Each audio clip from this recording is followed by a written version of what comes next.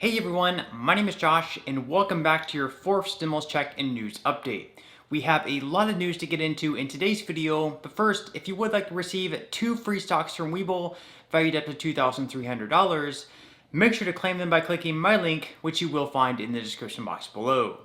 Okay, so in just 2 weeks, Treasury Secretary Janet Yellen claims we will reach our debt limit, which means the Treasury Department won't be able to borrow more money for government operations.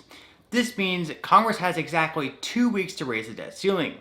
Up to this point, Democratic leaders have been trying to make this happen, while Republican leaders have blocked every attempt. For several months now, Senate Minority Leader Mitch McConnell has said that if Democrats wish to raise the debt ceiling, they'll need to do so through reconciliation. Since Democrats are trying to push forward $3.5 trillion in additional spending through their reconciliation package without any Republican support whatsoever, McConnell wants Democrats to raise the debt ceiling by themselves as well. And because of this, Senate Majority Leader Chuck Schumer is calling the Republicans hypocrites by claiming that Republicans are responsible for some of the debts incurred over the past couple of years.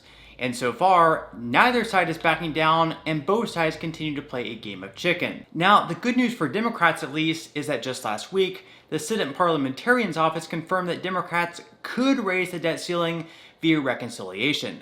This means, just like in the American Rescue Plan that was signed into law back in March of this year, and the $3.5 trillion package that may end up passing before the end of this year, Democrats could also raise the debt ceiling with only Democrat votes. That's right, they could raise the debt ceiling in the Senate with a 50-50 tie, and Kamala Harris being the tiebreaker. Democrats can also do this without impacting the existing reconciliation package, meaning that it would stay on its own separate track and not be at risk of Republicans filibustering it. One thing that's unclear at this point is whether or not Democrats can completely suspend the debt limit for a period of time, or if they'll only be able to increase the debt limit by a certain amount. If Democrats choose to raise the debt ceiling on their own, which it looks like they will have to, they will need to get moving quickly.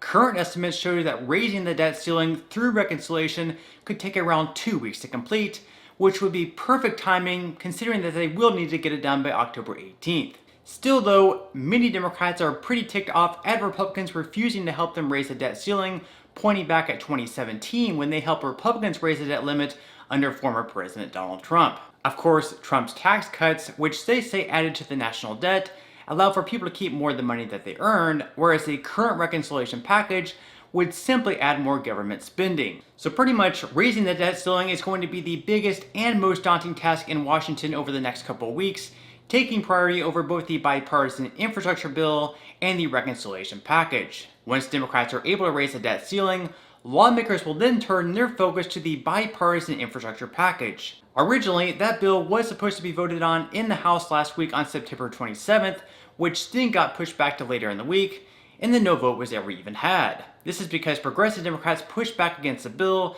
because they don't want the bipartisan one to pass until they first pass the bigger and more important one, at least in their minds, the reconciliation one. So now, House Speaker Nancy Pelosi is giving the moderate Democrats another deadline on when she wants to pass the bipartisan infrastructure bill.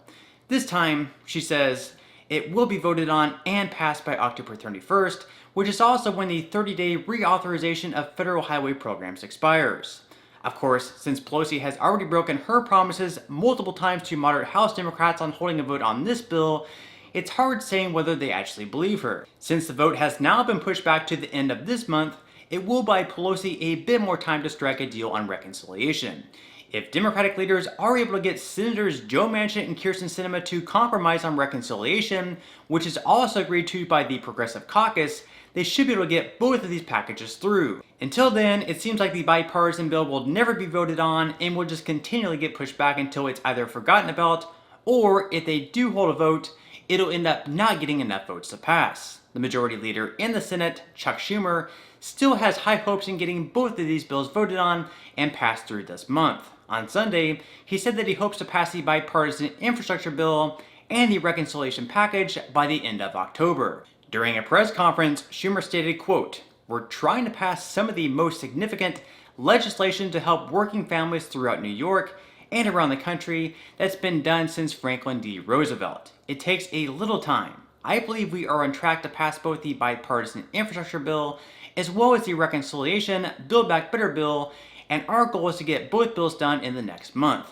So high hopes from Democratic leaders when Joe Manchin currently has a price tag of $1.5 trillion on reconciliation, and progressive Democrats say their floor is $3.5 trillion. $2 trillion is a long way off here. If they were only a few $100 billion off, they could easily strike a deal, but $2 trillion is a major difference.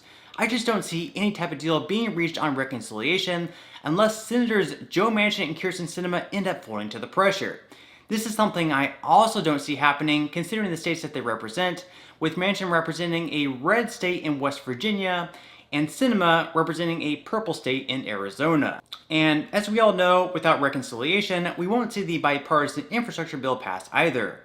Now, one of the main reasons Manchin doesn't want another $3.5 trillion in spending is the fact that inflation has been so out of control over the past few months.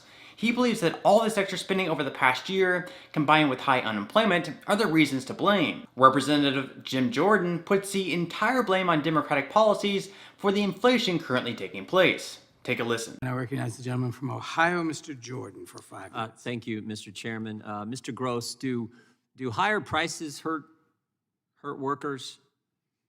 I noticed in your testimony you said you're married, 4 children. When the price of eggs, bread, milk, gas, when that goes up, does that hurt workers?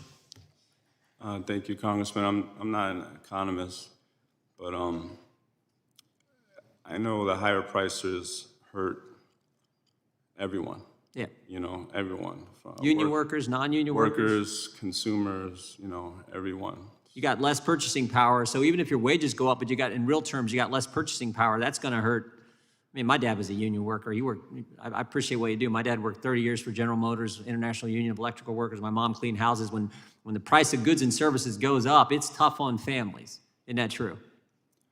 I believe that it's tough on everyone, yes. How about higher taxes? Democrats are getting ready they're gonna try to pass a huge spending bill, $3.5 trillion. They're gonna have a bunch of tax increases in there.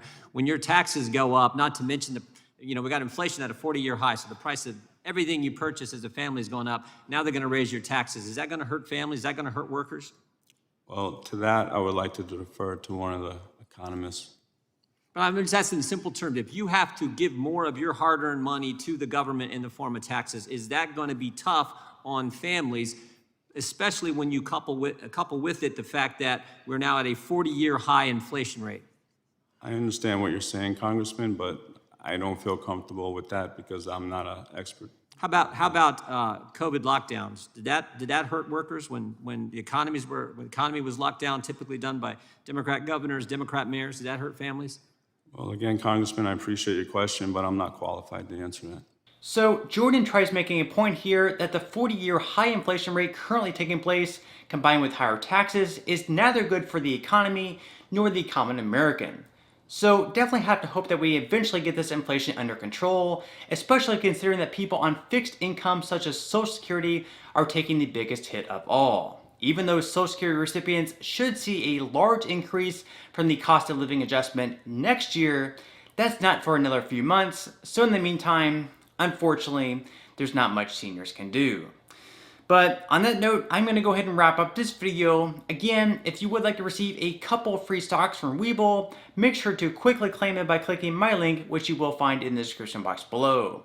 To receive the first stock, you will need to fully open an account. Then to receive the second free stock, which will be valued up to $2,000, you'll need to make a qualifying deposit of at least $5.